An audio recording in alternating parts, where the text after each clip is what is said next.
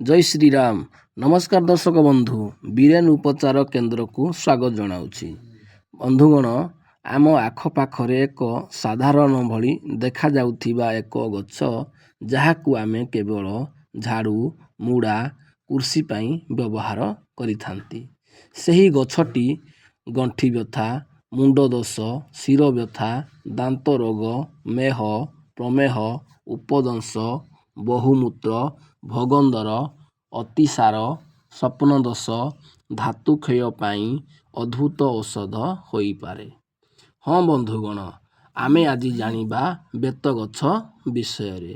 ଆୟୁର୍ବେଦରେ ଏହାର ମୂଳ, ପତ୍ର, ରସ କେମିତି ଔଷଧ ଭାବେ କାମ କରେ, କେଉଁ ରୋଗରେ କେମିତି ଏହାକୁ ନେବେ, ଏହି ଭିଡ଼ିଓରେ ସମ୍ପୂର୍ଣ୍ଣ ଜାଣିବା। ଭିଡ଼ିଓକୁ ଶେଷ ପର୍ଯ୍ୟନ୍ତ ନିଶ୍ଚୟ ଦେଖନ୍ତୁ, କାରଣ ମୁଁ ଆପଣମାନଙ୍କୁ ଏକ ବିଶେଷ କଥା କହିବି, ଯାହା ଆପଣମାନଙ୍କ ପାଇଁ ବହୁତ ଲାଭଦାୟକ ହେବ।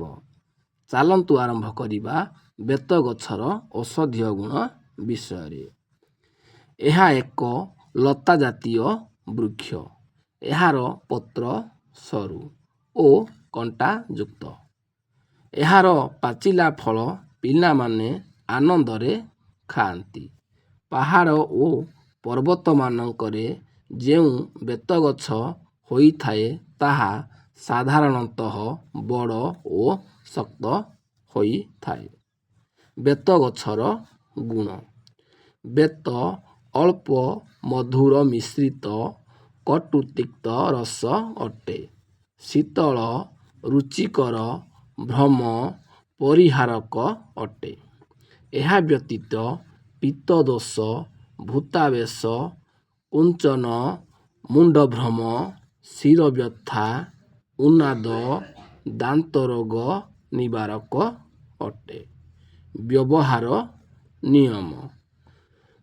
ବେତକନ୍ଦାକୁ ଛେଚି ରସ ବାହାର କରି ମିଶ୍ରି ସହିତ ସେବନ କଲେ ପିତ୍ତଜ୍ୱର, ମୁଣ୍ଡବ୍ୟଥା, ବାତଦୋଷ ଓ ଭ୍ରମ ଦୂର ହୋଇଥାଏ। ବେତକନ୍ଦାକୁ ଘିଅରେ ଭାଜି ଖାଇଲେ ନାନାଦି ପିତ୍ତଦୋଷ, ଜ୍ୱର, ଅଗ୍ନିମାନ୍ଦ୍ୟ ତଥା ଅରୁଚି ପ୍ରଭୃତି ଦୂର ହୋଇଥାଏ। ବେତକୋଳି ଅତ୍ୟନ୍ତ ଉପକାରୀ ଅଟେ।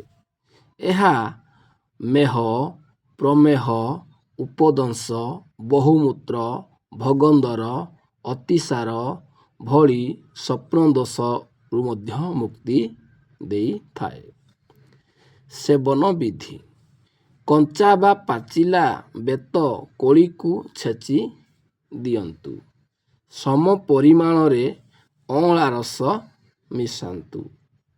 ତାପରେ କିଛି ମିଶ୍ରି ଗୁଣ୍ଡ ମିଶାଇ ଦିନକୁ 3 ଥରକେ 1 ଚାମଚ ଲେଖାଏଁ 8 ଦିନ ସେବନ କଲେ ଯାବତୀୟ ପ୍ରମେହ, ଉପଦଂଶ, ବହୁମୂତ୍ର, ଭଗନ୍ଦର ଓ ପୂର୍ବରୁ କହିଥିବା ରୋଗଗୁଡ଼ିକ ଦୂର ହୋଇଥାଏ।